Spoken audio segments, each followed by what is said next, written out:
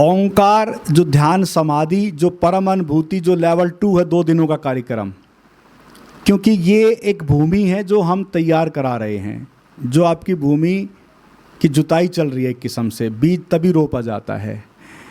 ये हमारे साथी मित्र हैं जो लेवल 2 कर चुके हैं।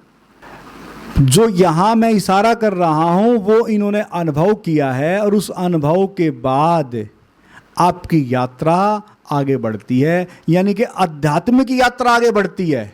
उस लेवल 2 में आपका आरंभ होता है, तो फिर लेवल 3, 4, 5, 6 2-2 दिन के कार्यक्रम जब आप करते हैं तो आपकी आध्यात्मिक यात्रा एक पूर्ण निखार पर, एक उच्च जो एक अनुभूति जो आपके जीवन में होनी चाहिए वो घटित होती है। और तब आप संसार जो अलग थलग करे बैठे हैं, अध्यात्म को जो हम अलग थलग करे बैठे हैं, या सन्यास या धर्म को, या हम विज्ञान या अध्यात्म को, या हम पूरी एक हिस्से शरीर व मन को अलग, या आत्मा परमात्मा को अलग, जब पाएंगे कि मामला तो कुछ और है, सभी उसी एक से जुड़ा है जो आपके भीतर है। और उसी एक से जुड़कर तब जो भेद जो कबीर साहब समझा रहे हैं, जो पहले 70 में मैंने इशारा किया था, तब आपकी समझ आता है कि वाह कमाल है। और तब आपके भीतर से बात आएगी कि अब मैं किसके प्रति ईर्ष्या द्वेष करूं, किसके प्रति क्रोध व नफरत करूं।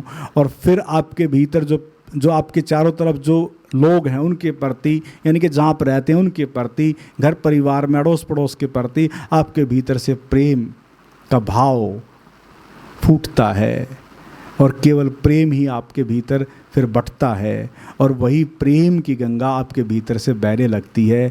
इसलिए साथियों मित्रों, वो गंगा पहले भी बही है और आज भी बह रही है। इसलिए मैं इशारा कर रहा हूँ कि वो जो गंगा कभी रुकती नहीं, प्रेम की गंगा कभी रुक नहीं सकती।